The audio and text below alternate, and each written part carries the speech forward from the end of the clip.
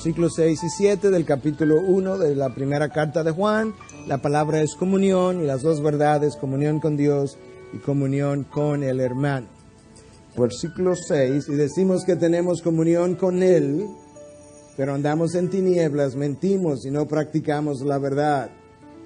Mas si andamos en la luz, como Él está en la luz, tenemos comunión, escucha, los unos con los otros, y la sangre de Jesús, su Hijo, nos limpia de todo pecado. Yo quiero que abordemos la primera de las dos verdades que le mencioné, la comunión con Dios, expresada en el versículo 6. Mi comunión con Dios yo tengo que verla como un privilegio que Adán y Eva perdieron en el jardín del Edén el día que desobedecieron y que el hombre que no le conoce aún anda buscando. El hombre que anda en tinieblas, el hombre que no ha nacido de nuevo, el hombre que aún está muerto en delitos y pecados, no conoce lo que es esa comunión con Dios.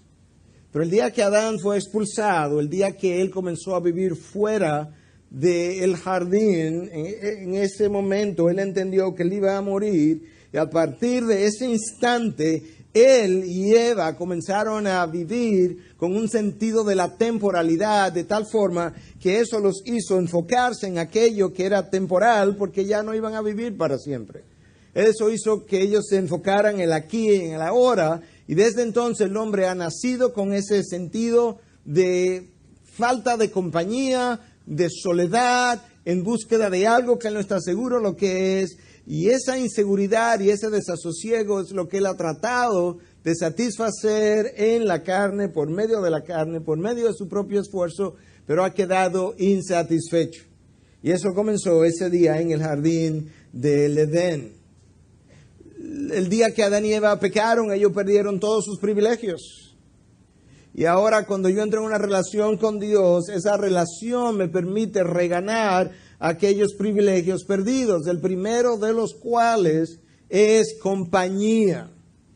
El hombre fue creado para vivir en comunidad. La Trinidad, toda la vida, desde la eternidad, ha existido en comunidad. En la mente de Dios, Él no concibe un ser humano en aislamiento. Él no creó al ser humano para vivir aislado. No es bueno que el hombre esté solo. Le haré ayuda idónea, y a partir de ahí, el hombre, la mujer y Dios estuvieron viviendo en comunidad, como la Trinidad ha existido todo el tiempo.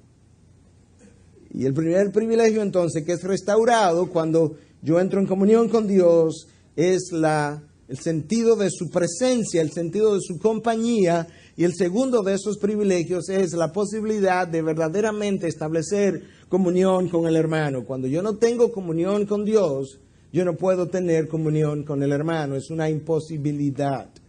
Yo necesito nacer de nuevo para yo poder tener esa compañía. Y Dios siempre ha visto esas dos comuniones en relación. Dios nunca ha separado una comunión de la otra. De hecho, el Proverbio 16:7, que es uno de mis proverbios o mis pasajes favoritos, cuando usted va a mi oficina, está ahí a mano derecha, usted lo puede leer, establece la relación entre estas dos comuniones. Cuando los caminos del hombre placen a Dios, comunión con Él, Él hace que aún sus enemigos estén en paz con Él, con el hombre. Cuando mi relación vertical está bien, Dios hace que mi relación horizontal, aún con mis enemigos, llegue a estar bien. Cuando Cristo definió la vida, la definió en términos de esas dos relaciones. Amarás al Señor tu Dios con todo tu corazón, con toda tu alma, con toda tu fuerza, y a tu prójimo como a ti mismo. Pero ahora Juan está diciendo, oye, yo no te voy a hablar ni siquiera del prójimo en general, te estoy hablando de tu hermano. Para tener esa comunión con Él, tú necesitas tener comunión con Dios primero. Y en esa comunión con Dios, yo adquiero nuevamente el sentido de compañía. La soledad que estaba experimentando comienza a desaparecer, pero yo adquiero también sentido de propósito que se perdió el día en que Adán y Eva dejaron el jardín. Pero resulta que yo no puedo descubrir, de la misma manera que yo no puedo descubrir mi propósito si no estoy en comunión con Dios, de esa misma manera yo no puedo llevar a cabo mi propósito si no estoy en comunión con el hermano, porque el propósito para el cual yo fui creado está íntimamente relacionado con el propósito o con la vida o con la comunión que yo tenga con mi hermano, porque tengo que llevarlo a cabo o junto con él o en su vida. Dios no concibe uno de sus hijos creado y puesto en una isla para que él solo en esa isla lleve a cabo su propósito. Eso no existe en la mente de Dios, y de ahí la necesidad o la importancia de esa comunión que estamos tratando de establecer hoy, o de la relación, la importancia de la relación entre mi comunión con Dios y mi comunión con el hermano. Adán y Eva comenzaron al salir del Edén a vivir de una manera temporal, se preocuparon por el aquí y el ahora, y eso es uno de nuestros problemas, es uno de los obstáculos que experimentamos en establecer una comunión con Dios, es que estamos tan enfocados en el aquí y en el ahora que se nos olvida que nuestra ciudadanía está en el cielo y que nuestro enfoque debiera ser en lo eterno y no en lo temporal. Estamos tan preocupados, vivimos tan enfocados en esto que está aquí abajo, que ni siquiera tengo tiempo para levantar la mirada y construir una relación con aquel que está allá arriba, de tal manera que ahora esa relación con él sea lo que rija mi relación con lo que está aquí debajo. Pero lamentablemente eso no es como ocurre en muchas vidas. Y como no tenemos esa comunión con Dios, entonces experimentamos soledad.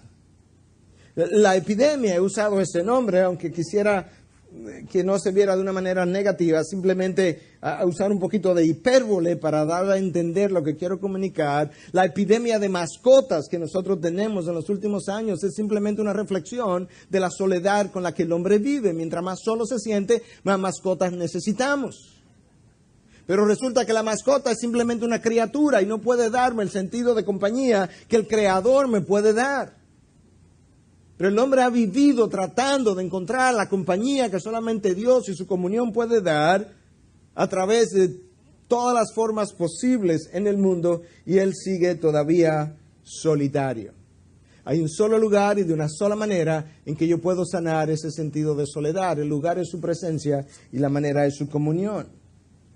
Nosotros fuimos creados para tener una relación con lo eterno. Dios puso en nuestros corazones el sentido de eternidad, dice Eclesiastés 3:11. Y ese hombre ha estado tratando de encontrar esa relación con ese algo eterno, pero resulta que ese algo es alguien y es Dios. Y lamentablemente, como él no sabe lo que es, él ha vivido con una perspectiva por debajo del sol, enfocado en lo temporal y no en lo eterno, enfocado en el aquí y en el ahora, como ya dijimos. Y lamentablemente la comunión con Dios, que es lo único que nos puede devolver el sentido de compañía y de seguridad y de paz que yo tengo, no ha sido encontrado por una gran cantidad de personas. Moisés, un hombre que hablaba con Dios cara a cara, como Dios nunca ha hablado con ningún otro profeta, dicho por Dios mismo, entendía que a pesar de eso a él le hacía falta algo. Había una insatisfacción en Moisés. Claro que tenía que haber una insatisfacción en Moisés. Moisés nunca estuvo en el jardín del Edén. Nunca supo lo que fue comunicarse con Dios, tener comunión con Dios sin una naturaleza pecadora en medio de lo que es un jardín donde el pecado todavía no lo había invadido. Moisés no sabía lo que eso era y por tanto, en esa insatisfacción un día, a pesar de hablar con Dios cara a cara, le dice a Dios: muéstrame tu rostro, muéstrame tu gloria. Estoy insatisfecho todavía, Dios. Y usted conoce el resto de la historia. Cuando Dios nos da ese sentido de comunión, hay algo que nosotros experimentamos que nos lleva a no querer salir, a no querer perder lo que estamos experimentando. Esa es la experiencia de Pedro, Juan y Jacobo. Usted recuerda cuando hablamos en el mensaje anterior cómo Jesús en el monte de la transfiguración, cómo su rostro brilló, sus ropas brillaron, cómo Dios, que es luz, y hablamos en ese momento, Cristo tiene esa transformación, pero no hablamos de la experiencia de aquellos que vieron la transfiguración. Y es que cuando Pedro, Juan y Jacobo experimentan lo que experimentan, Pedro le dice, Señor, es bueno para nosotros estar aquí. ¿Quiere que hagamos 3 chozas? Una para ti, una para Elías y una para Moisés, que se habían aparecido. En otras palabras, Señor, nosotros estamos experimentando una comunión como nunca antes la habíamos tenido. Nosotros no queremos bajar, no queremos descender. No es posible que nos quedemos aquí. Mira, te hacemos 3 chozas y nos quedamos. Esa es la experiencia de todo aquel que ha entrado, ha experimentado comunión con Dios. Él no quiere salir, Él no quiere dejarla, Él no necesita nada más. Yo no necesito ir allá abajo, Dios. Yo necesito experimentar la mundanalidad de nuevo, la temporalidad del mundo. Yo estoy bien aquí. Y entonces tenemos que decir que cuando usted un domingo está viendo el reloj porque ya es muy tarde y lo están esperando, o el pollo se le quema, usted está teniendo un encuentro con lo temporal, no con lo eterno. Cuando tú entras en el mundo de lo eterno, las horas pasan, el tiempo pasa, y tú no quisieras salir.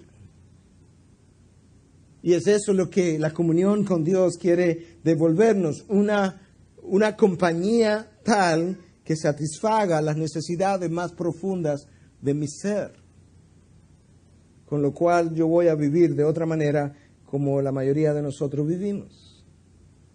Cuando la primera pareja es echada del huerto, ellos experimentan inseguridad, desasosiego, y desde entonces hemos querido llenar la inseguridad, como hemos mencionado en otras ocasiones, con pólizas de seguro, con retiros, con planes de retiro, pero nada de eso le puede dar al hombre la seguridad que solamente Dios puede proporcionar. Pero el salmista, cuando encuentra en esa comunión con Dios lo que nada más puede ofrecerle, él grita, entonces él clama, tú eres mi refugio, mi roca fuerte, tú eres mi torre fuerte, tú eres mi castillo fuerte. En ti yo encuentro el refugio que nadie más me puede dar. Ese es el fruto de un hombre que ha sabido experimentar comunión con Dios.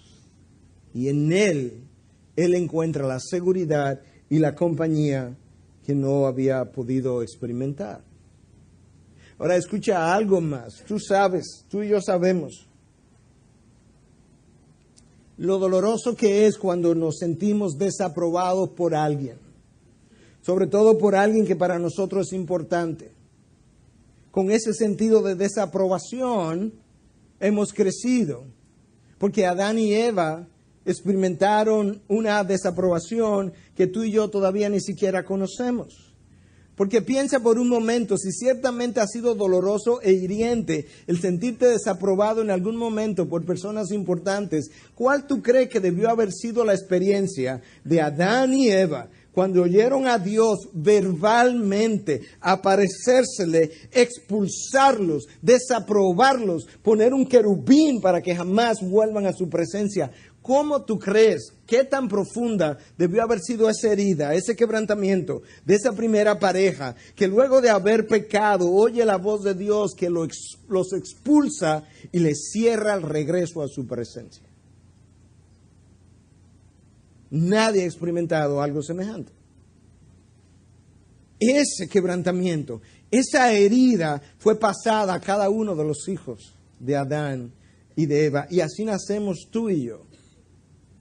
Y entonces queremos ahora encontrar en el mundo, encontrar en nuestras experiencias la aprobación que yo no tengo, que yo quisiera, pero ni siquiera estoy seguro de qué es lo que necesito, porque cuando estoy fuera de la presencia de Dios, no hay manera que yo me pueda sentir aprobado. Y tú ves las conductas, entonces, tú ves la conducta en los jóvenes que son capaces de vestirse de todas las maneras posibles y de peinarse de todas las maneras posibles, tratando de encontrar la aprobación de sus iguales. Pero yo decía que yo no iba a ser muy duro hoy en los jóvenes que se peinan, más bien despeinan de esa manera, porque los predicadores hacen lo mismo, o hacen peor, ellos despeinan el mensaje y lo diluyen porque ellos quieren la aprobación de los seguidores. Somos como Aarón.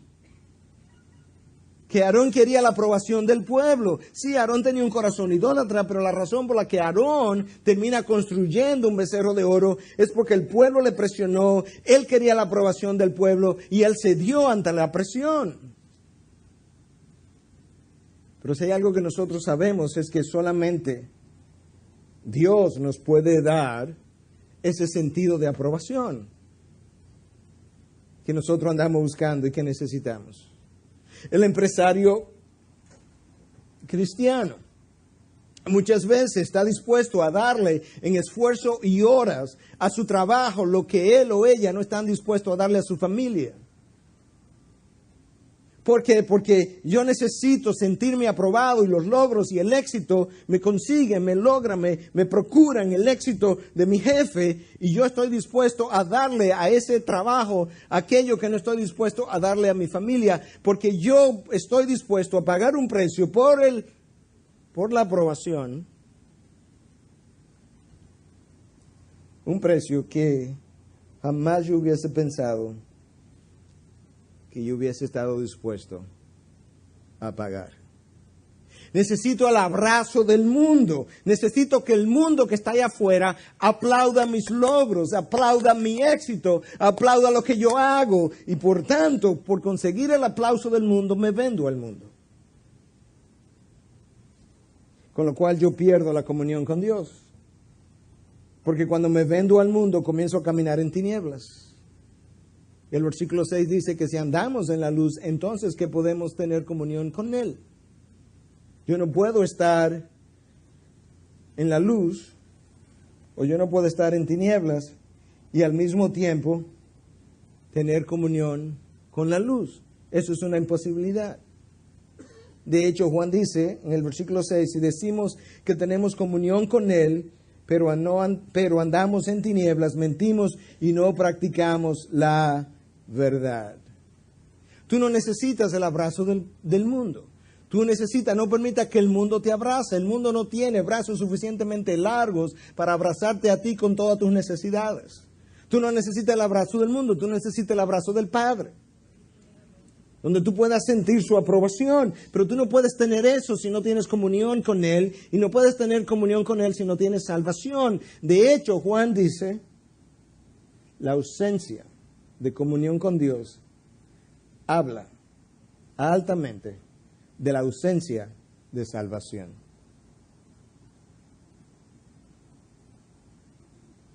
Yo no puedo, Juan entiende, ser salvo sin comunión con Dios. De ahí la importancia de estas verdades que él está tratando de comunicarnos. Y una vez establecida la comunión con Dios, versículo 6, el próximo versículo nos da la otra pieza del rompecabezas.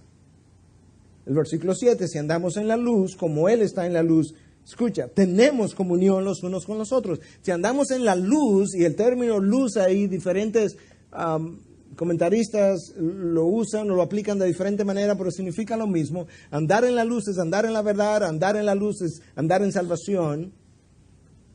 Andar en la luz es caminar con Dios. Dice, si andas en la luz, si tienes salvación, si andas en la verdad, tiene comunión con el otro hermano. No es que podría, es que tenemos de manera automática. Ahora, si yo ando en tinieblas, yo no puedo tener comunión con el que está en la luz. Bueno, pero ¿por qué no? Porque ya Pablo estableció la razón y nos dejó saber el porqué. 2 Corintios 6:14. No estéis unidos en yugo desigual con los incrédulos, pues ¿qué asociación tienen la justicia y la iniquidad? Escucha ahora.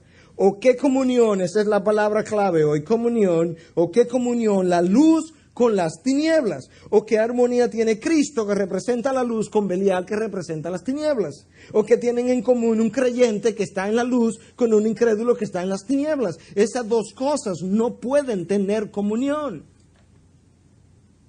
De hecho, cuando un creyente comienza a caminar, a desviarse y a coquetear con las tinieblas, con el mundo de pecado, inmediatamente se comienza a producir una separación entre el desobediente y el que está en la luz. ¿Por qué? Porque no podemos tener comunión, la luz, con las tinieblas. Y esa separación ocurre de forma natural. Ahora recordemos que Juan le está escribiendo a un grupo de individuos, o para defender la verdad de un grupo de individuos entre quienes estaban los gnósticos y los docetistas, y no vamos a entrar en las definiciones de esos grupos porque ya lo hicimos, pero ellos habían torcido la verdad, habían diluido la verdad, habían manipulado la verdad, y Juan le está diciendo, como ahora ustedes han hecho eso con la verdad, ya no andan en la verdad, y como no andan en la verdad, no andan en la luz, y como no andan en la luz, andan en tinieblas, y como andan en tinieblas, no podemos tener comunión con nosotros. Se ha roto la comunión, producto de que nosotros estamos en la luz y vosotros ahora estáis en tiniebla. Vosotros ya no andáis en la verdad. Vosotros ya no andáis en santidad. De hecho, vosotros estáis dando evidencia de que no eran salvos en el primer lugar. Salieron de nosotros, pero no eran de nosotros. Y la razón por la que salieron de nosotros era porque nunca pertenecieron a nosotros. 2:19. Eso es lo que Juan está diciendo. Para Juan, este concepto de comunión con Dios y el concepto de comunión con el hermano es vital. Es vital porque una comunión implica la otra y una no puede existir sin la otra. Y esas dos comuniones, cuando están ausentes, hablan en contra de salvación. Por eso es que es tan pesado. Estas dos verdades tan sencillas son tan pesadas. Recordemos que la palabra comunión implica koinonía. Y koinonía viene del griego koinonía. Y koinonía y sus derivados aparecen más de 60 veces en el Nuevo Testamento. Y implica una vida compartida. Dios estableció koinonía conmigo, comunión conmigo. ¿Cómo lo hizo? Él compartió su vida. Y si tú tienes alguna duda de que Dios haya compartido su vida conmigo, tú miras a la cruz y te das cuenta que Él compartió su vida en la cruz, la vida de su Hijo, y luego tú miras hacia adentro y si encuentras al Espíritu de Dios dentro, te das cuenta que Él todavía está compartiendo su vida conmigo. Eso es una verdadera koinonía. No puedo ir a ningún lugar sin esa realidad y sin esa persona que mora dentro de mí. Eso es comunión. Dios dice, yo establecí esa comunión contigo y ahora tú vas y la estableces con tu hermano. Y si tú no tienes la comunión con tu hermano, yo dudo de que la tenga conmigo. Y si no la tienes conmigo, no tienes salvación. Wow. La comunión vertical con Dios resulta irremediablemente en una comunión horizontal. Si la vertical es genuina, si es real, hay una comunión horizontal también genuina y también real. Y la ausencia de una o de la otra, Juan dice, pone claramente en tela de juicio si ha habido conversión. Yo no sé si a usted le ha pasado, pero yo espero que sí. Usted va a otro país, usted va a otra ciudad, se junta con hermanos, nacidos de nuevo, que tienen el Espíritu, y a la hora después de estar comiendo, ya usted se siente que lo conoce como por 10 años. ¿Qué es eso? Es que el Espíritu que vive en mí, el Espíritu que mora en el otro, se entrelazan en la conversación rápidamente. ¿Por qué? Porque pertenecemos al mismo Dios. Hay un sentido en el que yo no puedo romper esa comunión con Dios porque el Espíritu de Dios no entra y sale de mi persona. En ese sentido yo no la puedo romper. Pero hay otro sentido en el que yo puedo interrumpir esa comunión. Yo puedo interrumpir el gozo de la comunión. Yo puedo interrumpir las bendiciones de la comunión. Yo puedo interrumpir la plenitud de la comunión. Yo puedo interrumpir la seguridad que la comunión me da. Yo puedo interrumpir el sentido de compañía que esa misma comunión me da. Yo puedo interrumpir el sentido de propósito con el que vivía porque ya la compañía fue interrumpida, pero no hay forma de que yo pueda interrumpir mi comunión con Dios sin que yo no interrumpa al mismo tiempo, en el mismo grado, la comunión con mis hermanos. Déjame decírtelo de esta manera, lo voy a decir de dos formas diferentes que implican exactamente la misma cosa, simplemente para enfatizar lo que estoy tratando de decir. No hay manera que yo pueda tener una buena relación con Dios y una mala relación con mis hermanos. Eso no existe. La otra manera, No hay forma que yo pueda tener una mala relación con Dios y una buena relación con mis hermanos. Eso no existe. En esta palabra eso no existe, en la mente de Dios eso no existe, en el corazón de Dios eso no existe. Nunca ha existido. Una relación vertical, genuina, real, resulta en una relación horizontal. Cristo definió toda la vida en términos de dos relaciones, exactamente lo mismo que estamos hablando. Amarás al Señor tu Dios con todo tu corazón, con toda tu alma y toda tu fuerza, relación vertical, y a tu prójimo como a ti mismo, relación horizontal. Juan dice, yo no te voy a hablar del prójimo, yo te voy a hablar del hermano, que es todavía más serio esto. Del hermano que es nacido de nuevo. Es más, Juan dice, el que no ama a su hermano no ha nacido de nuevo. Primera de Juan 4:20. Si alguno dice yo amo a Dios y aborrece a su hermano, es un mentiroso. Porque el que no ama a su hermano, a quien ha visto, no puede amar a Dios a quien no ha visto. Wow. Dice, no me venga tú a decir que tú tienes comunión con Dios, que tú te levantas a las 3 de la mañana, que tú lees la Biblia, que tú te la memorizas, que Dios te dio un sentido de tanta presencia cuando tú odias a tu hermano. Eso no es verdad. Mientes. Sincerízate. Será un encuentro emocional, pero no es espiritual. No puedes amar a Dios y odiar a tu hermano. Y si si no puedes amar a tu hermano, no amas a Dios. Mira como Juan lo dice al principio de la carta, lo que hemos visto y oído, os proclamamos también a vosotros. Juan dice, lo que yo fui testigo ocular del Señor Jesús. Yo fui testigo auditivo de sus enseñanzas. Él dice, lo que nosotros hemos visto y oído, eso es lo que estamos proclamando. Pero escucha la única razón por la que Juan está proclamando estas verdades. Lo que hemos visto y oído, os proclamamos también a vosotros, para que también vosotros tengáis comunión con nosotros. Y en verdad nuestra comunión es con el Padre y con su Hijo Jesucristo. ¿Escuchaste lo que Juan dice? Juan dice, yo tengo una sola razón para proclamar esta verdad. Es que vosotros podáis tener comunión con nosotros y nosotros tenemos comunión con el Padre y con el Hijo. En otras palabras, si ustedes se apropian de estas verdades, podréis tener comunión con el Padre y con el Hijo, que es con quien nosotros estamos conectados, y entonces tendremos comunión los unos con los otros. No tengo otra razón para proclamar esta verdad que no sea comunión. ¡Wow! O sea, todo este esfuerzo, Juan, es para comunión. Sí, para comunión. Con el Padre y con el Hijo. Y Juan no menciona al Espíritu, no porque Él no lo crea.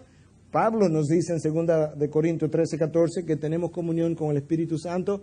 Pero recordemos que Juan está escribiendo en el contexto de una controversia, y la controversia tenía que ver con el Hijo. Y Juan dice, no, nosotros tenemos comunión con el Padre y con el Hijo. Y estas verdades tienen el único propósito de establecer comunión con Dios, con la Trinidad y con nosotros. Y si no hay comunión con nosotros, pues no hay comunión con Dios. Y si no hay comunión con Dios, no hay regeneración. Está tan claro como el agua.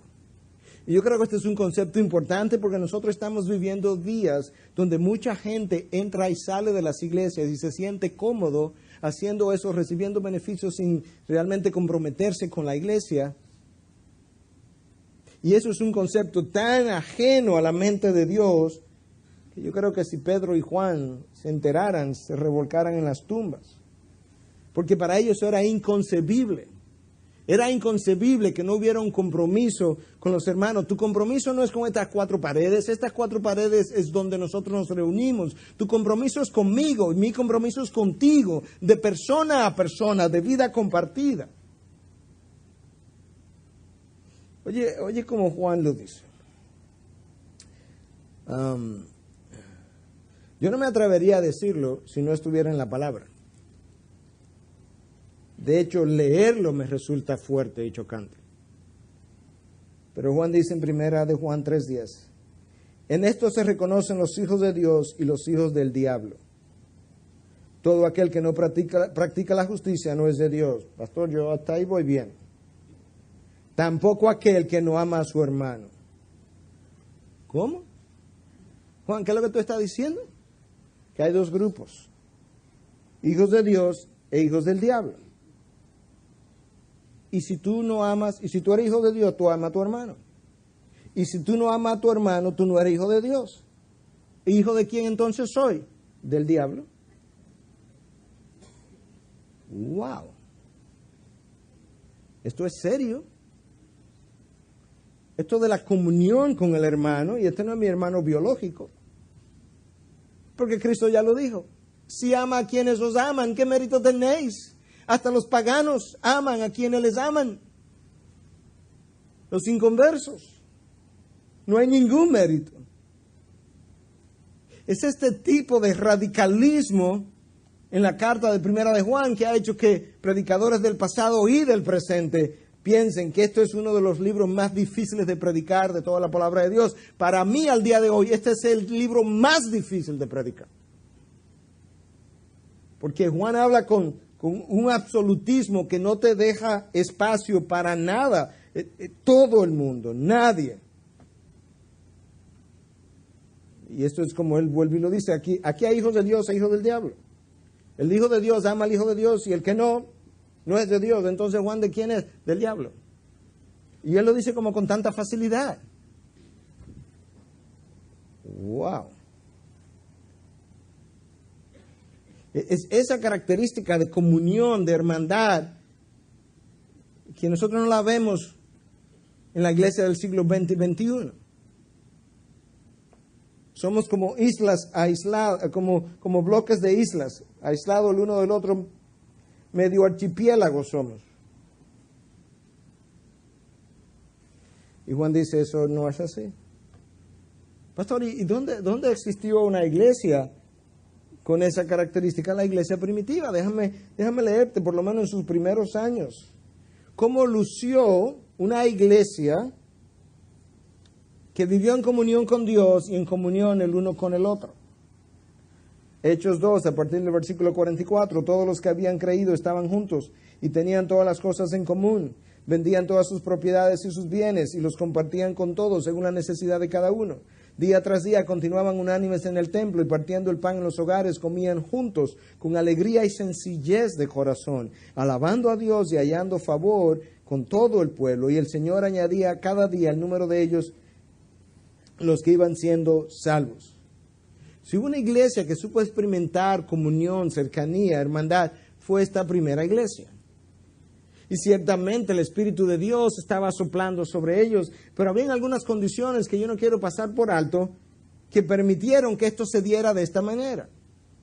Porque de lo contrario seríamos inocentes. Y yo quiero mencionarla porque quizás eso es lo que necesitamos un poco.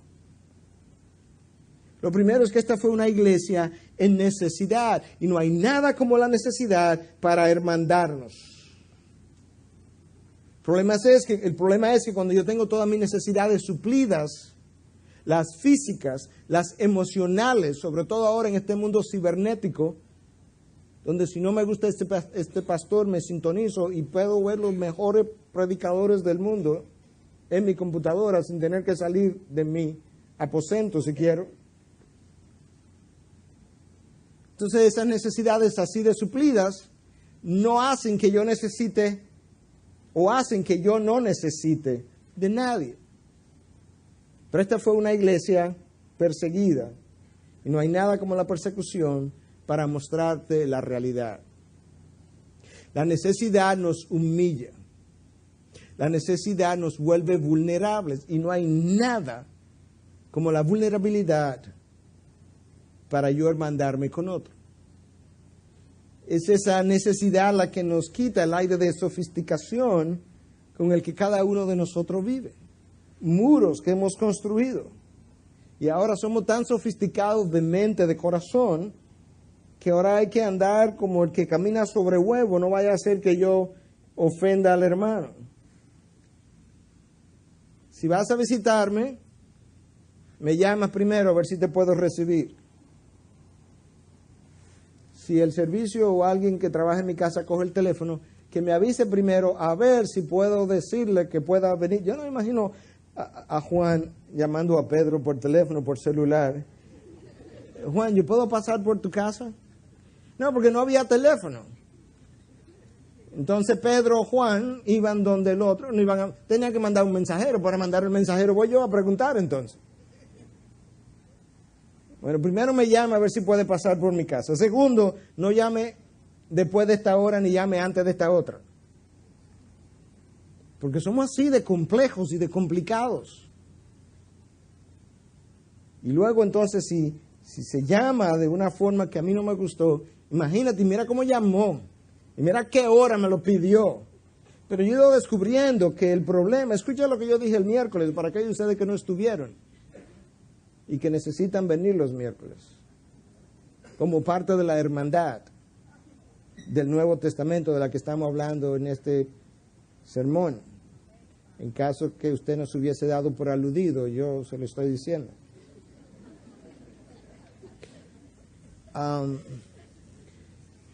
Ninguna de las cosas que yo siento tienen que ver con usted, tienen que ver conmigo. Cuando me siento mal, cuando me siento triste, cuando me siento ofendido, yo mismo, yo se lo estoy diciendo. Y luego lo que nosotros hacemos es que tratamos de encontrar en el otro la razón para justificar cómo yo me siento, pero que tiene que ver conmigo nada más. Y lo ilustraba hoy de esta manera: si a mí no me gusta prestar mis cosas porque yo soy bien complejo y complicado, entonces cuando tú me pides algo y yo no lo quiero prestar, entonces voy y le comento, y mira cómo me lo pidió, ni siquiera por favor. El problema no fueron las palabras, que no lo quiero prestar, y ahora en la ausencia de por favor yo quiero encontrar la razón para sentirme bien. Y mira la hora que lo pide. Hermano, si lo va a prestar, préstelo, olvídese de las palabras. Y si no lo va a prestar, no lo preste. Si usted lo va a prestar es porque usted tiene una hermandad con su hermano que es más importante que la manera como se lo pidieron. Pero somos demasiado sofisticados. La necesidad nos enseña lo que verdaderamente es necesario y lo que es superficial. Lo que es real, permíteme decírtelo de esta manera, y lo que es ñoñería. Un montón de cosas que es simplemente ñoñerías. Que me dijeron, que no dijeron, que la palabra, que tú te imaginas. Cómo me lo dijo, cómo se atrevió. Hermano, no sea tan ñoño.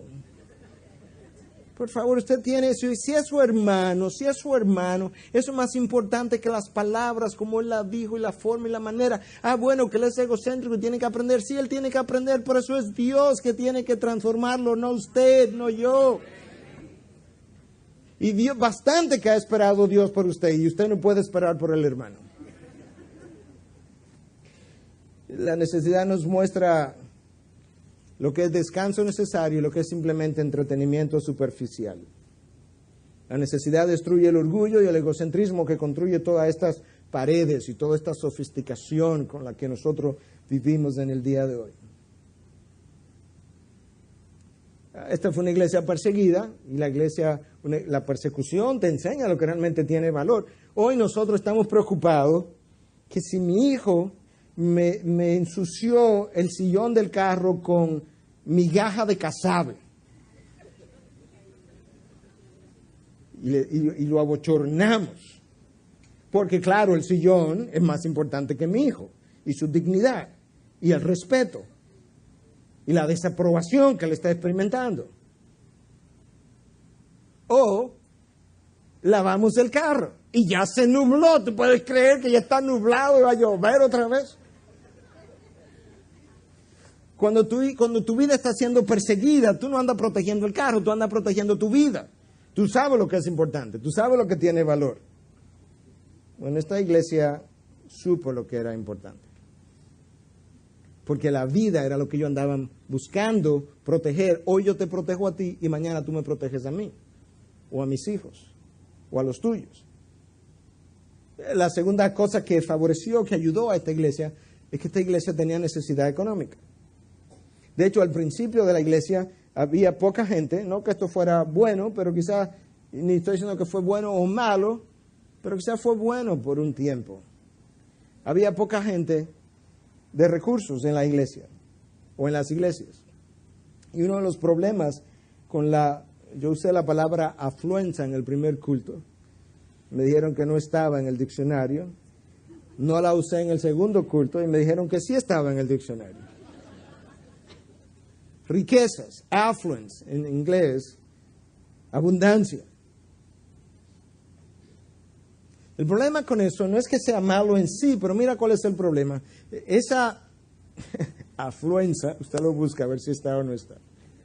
Esa abundancia nos entretiene con sus ofertas. Y al entretenernos con sus ofertas, nosotros nos distrae. Nos entretiene y nos distrae con sus juguetes. Nos posee con sus tentáculos. Nos quita tiempo porque hay que cuidarla y desarrollarla. Esa abundancia demanda emociones de mi corazón. Y cuando yo tengo ese corazón dividido entre juguetes, ofertas, tentáculos y todas estas otras cosas que el mundo tiene que ofrecerme, queda muy poco corazón para el hermano. Ese es el problema. Y ante la menor petición del hermano, ya es demasiado. Claro, porque el corazón estaba lleno ya. Pero un corazón que está rebosado, no tengo espacio. Quizá alguno de ustedes conoce la ilustración del profesor que cogió una vasija y la llenó de rocas hasta que estaba hasta arriba y le preguntó a los estudiantes que si ellos la veían llena. Le dijeron que sí. El profesor cogió piedrecitas pequeñas, la dejó caer hasta que estuviera hasta arriba y le dijeron, ¿y ahora la ven llena? Sí, profesor. Y él tomó un puñado de arena y lo dejó caer y la arena cupo. Y ahora él volvió y lo levantó y le decía, ¿ahora la ven llena? Sí, profesor. Y él cogió un poco de agua y lo dejó caer y también cupo el agua. Le preguntó a los estudiantes que cuál era la lección y ellos dijeron que tú siempre puedes meter más en tu vida, en el espacio. Él dice, no, esa no es la lección. La lección es que cuando tú pones las cosas importantes primero, las secundarias siempre pueden caber. El problema es que tenemos el corazón lleno de cosas secundarias y las importantes no caben. ¿Cómo qué? Comunión con Dios, con mi hermano. Eso es una roca de todo el tamaño. No cabe. El corazón está lleno. ¿De qué? De pepitas, de piedra, de arena. ¿De dónde? Del mundo. No del reino de los cielos. Ahora, el texto del libro de los Hechos que yo leí tiene algo que llama la atención. Y es que dice que ellos tenían sencillez de corazón. Ah, eso es. Como ya decíamos, es que somos demasiado complejos hoy. Demasiado sofisticado. Es la presencia de la sencillez de corazón que permite y hace posible la comunión entre hermanos. ¿Por qué? Porque, mira, el corazón sencillo es un corazón que no se cree más de lo que realmente es. El corazón sencillo es un corazón perdonador. Él sabe cuánto le han perdonado. El corazón sencillo no se ofende fácilmente porque es el orgullo que se ofende con facilidad. El corazón sencillo es sumiso. No demanda del otro. No es cuestionador. No exige privilegios especiales. Está contento cuando sirve y está contento cuando no sirve. Está contento cuando le informan y él está contento cuando no le informan. Está contento cuando le invitan y está contento cuando no le invitan. Esto de que no me llamaron, no me informaron, no me procuraron, no me invitaron, no me llamaron, no me dijeron, Por Dios, hermanos. Por Dios, si tuviéramos una mente puesta en las cosas que realmente tienen importancia, ¿tú me vas a decir que eso tiene importancia en tu vida?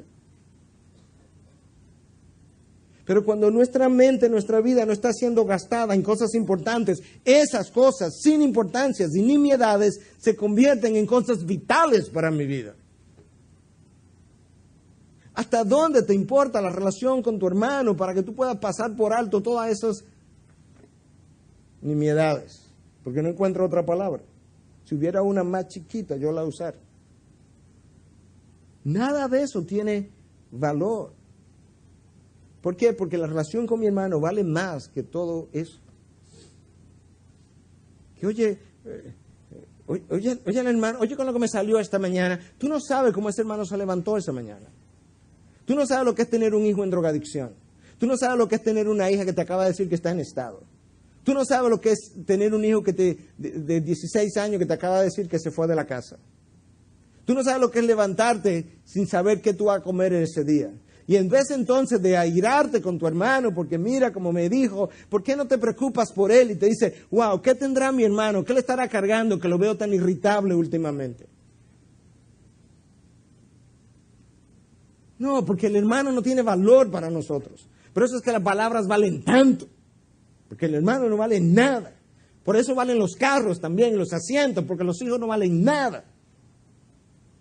Por eso no prestamos los carros a las esposas, porque los carros valen más que las esposas.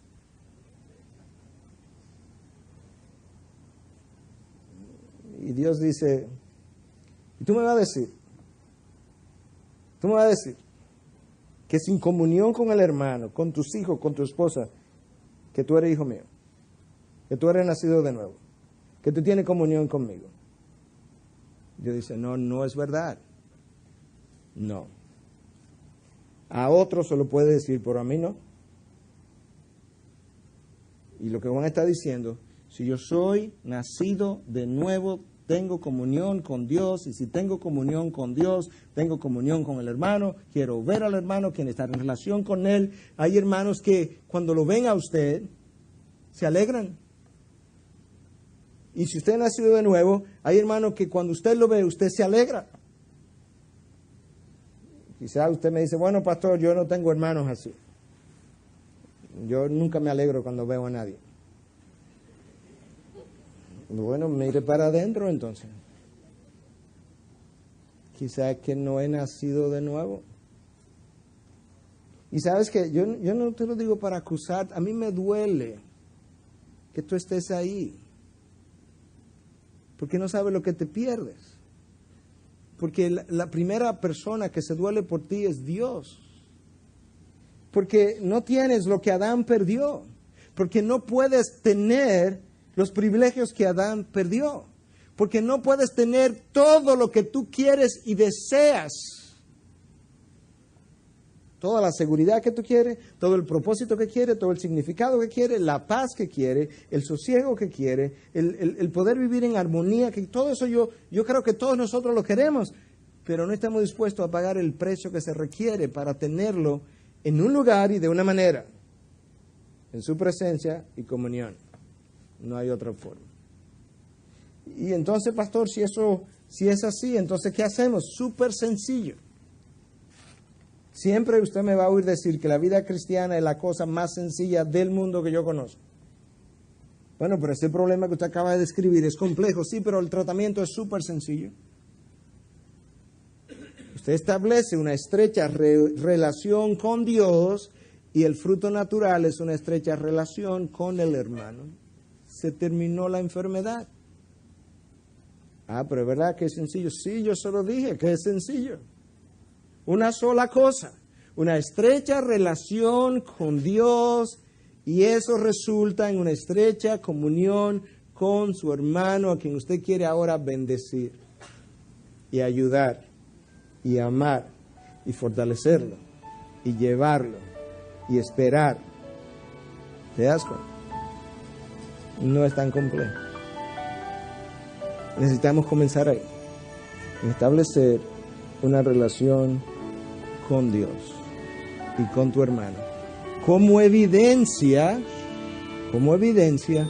de que soy salvo, de que soy nacido de nuevo.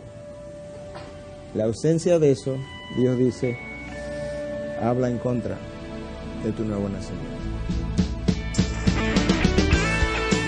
Integridad y Sabiduría es una producción que llega hasta ustedes gracias a los aportes de individuos y empresas comprometidos con la defensa de la fe.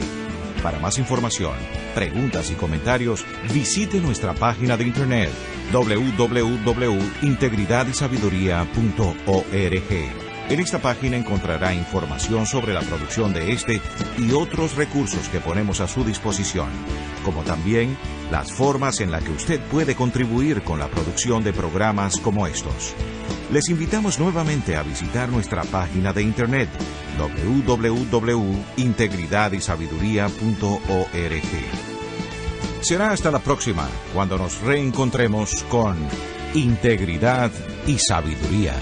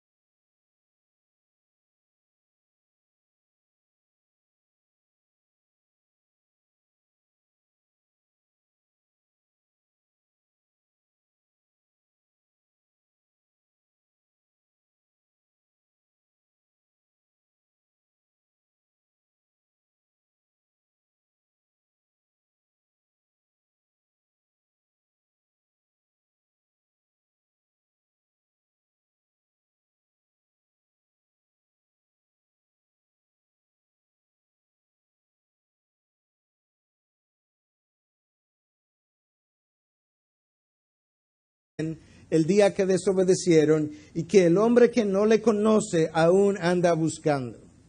El hombre que anda en tinieblas, el hombre que no ha nacido de nuevo, el hombre que aún está muerto en delitos y pecados, no conoce lo que es esa comunión con Dios. Pero el día que Adán fue expulsado, el día que él comenzó a vivir fuera del jardín, en ese momento él entendió que él iba a morir, y a partir de ese instante él y Eva comenzaron a vivir con un sentido de la temporalidad, de tal forma que eso los hizo enfocarse en aquello que era temporal, porque ya no iban a vivir para siempre. Eso hizo que ellos se enfocaran en el aquí y en el ahora, y desde entonces el hombre ha nacido con ese sentido de falta de compañía, de soledad, en búsqueda de algo que él no está seguro lo que es. Y esa inseguridad y ese desasosiego es lo que él ha tratado de satisfacer en la carne, por medio de la carne, por medio de su propio esfuerzo, pero ha quedado insatisfecho. Y eso comenzó ese día en el jardín del Edén. El día que Adán y Eva pecaron, ellos perdieron todos sus privilegios. Y ahora cuando yo entro en una relación con Dios, esa relación me permite reganar aquellos privilegios perdidos, el primero de los cuales Dios no concibe uno de sus hijos creado y puesto en una isla para que él solo en esa isla lleve a cabo su propósito. Eso no existe en la mente de Dios, y de ahí la necesidad o la importancia de esa comunión que estamos tratando de establecer hoy, o de la relación, la importancia de la relación entre mi comunión con Dios y mi comunión con el hermano. Adán y Eva comenzaron al salir del Edén a vivir de una manera temporal, se preocuparon por el aquí y el ahora, y eso es uno de nuestros problemas, es uno de los obstáculos que experimentamos en establecer una comunión con Dios, es que estamos tan enfocados en el aquí y en el ahora que se nos olvida que nuestra ciudadanía está en el cielo y que nuestro enfoque debiera ser en lo eterno y no en lo temporal. Estamos tan preocupados, vivimos tan enfocados en esto que está aquí abajo, que ni siquiera tengo tiempo para levantar la mirada y construir una relación con aquel que está allá arriba, de tal manera que ahora esa relación con él sea lo que rija mi relación con lo que está aquí debajo. Pero lamentablemente eso no es como ocurre en muchas vidas. Y como no tenemos esa comunión con Dios, entonces experimentamos soledad. La epidemia, he usado ese nombre, aunque quisiera que no se viera de una manera negativa, simplemente a usar un poquito de hipérbole para dar a entender lo que quiero comunicar, es compañía. El hombre fue creado para vivir en comunidad. La Trinidad toda la vida, desde la eternidad, ha existido en comunidad. En la mente de Dios, Él no concibe un ser humano en aislamiento. Él no creó al ser humano para vivir aislado. No es bueno que el hombre esté solo, le haré ayuda idónea, y a partir de ahí el hombre, la mujer y Dios estuvieron viviendo en comunidad, como la Trinidad ha existido todo el tiempo. Y el primer privilegio entonces que es restaurado cuando yo entro en comunión con Dios es el sentido de su presencia, el sentido de su compañía. Y el segundo de esos privilegios es la posibilidad de verdaderamente establecer comunión con el hermano. Cuando yo no tengo comunión con Dios, yo no puedo tener comunión con el hermano. Es una imposibilidad. Yo necesito nacer de nuevo para yo poder tener esa compañía. Y Dios siempre ha visto esas dos comuniones en relación. Dios nunca ha separado una comunión de la otra. De hecho, el Proverbio 16:7, que es uno de mis proverbios o mis pasajes favoritos, cuando usted va a mi oficina, está ahí a mano derecha, usted lo puede leer, establece la relación entre estas dos comuniones. Cuando los caminos del hombre placen a Dios, comunión con Él, Él hace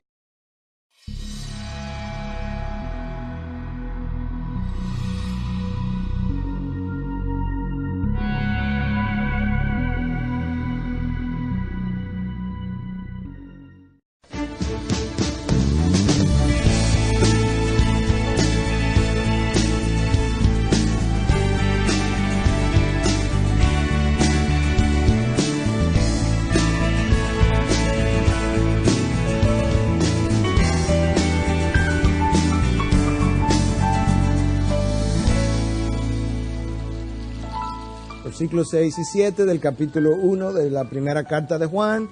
La palabra es comunión, y las dos verdades, comunión con Dios y comunión con el hermano. Versículo 6, y decimos que tenemos comunión con Él, pero andamos en tinieblas, mentimos y no practicamos la verdad. Mas si andamos en la luz, como Él está en la luz, tenemos comunión, escucha, los unos con los otros, y la sangre de Jesús, su Hijo, nos limpia de todo pecado. Yo quiero que abordemos la primera de las dos verdades que le mencioné, la comunión con Dios, expresada en el versículo 6. Mi comunión con Dios yo tengo que verla como un privilegio que Adán y Eva perdieron en el jardín del Edén, que aún sus enemigos estén en paz con Él, con el hombre. Cuando mi relación vertical está bien, Dios hace que mi relación horizontal, aún con mis enemigos, llega a estar bien. Cuando Cristo definió la vida, la definió en términos de esas dos relaciones. Amarás al Señor tu Dios con todo tu corazón, con toda tu alma, con toda tu fuerza, y a tu prójimo como a ti mismo. Pero ahora Juan está diciendo, oye, yo no te voy a hablar ni siquiera del prójimo en general, te estoy hablando de tu hermano. Para tener esa comunión con Él, tú necesitas tener comunión con Dios primero. Y en esa comunión con Dios, yo adquiero nuevamente el sentido de compañía. La soledad que estaba experimentando comienza a desaparecer, pero yo adquiero también sentido de propósito que se perdió el día en que Adán y Eva dejaron el jardín. Pero resulta que yo no puedo descubrir, de la misma manera que yo no puedo descubrir mi propósito si no estoy en comunión con Dios, de esa misma manera yo no puedo llevar a cabo mi propósito si no estoy en comunión con el hermano, porque el propósito para el cual yo fui creado está íntimamente relacionado con el propósito o con la vida o con la comunión que yo tenga con mi hermano, porque tengo que llevarlo a cabo o junto con él o en su vida.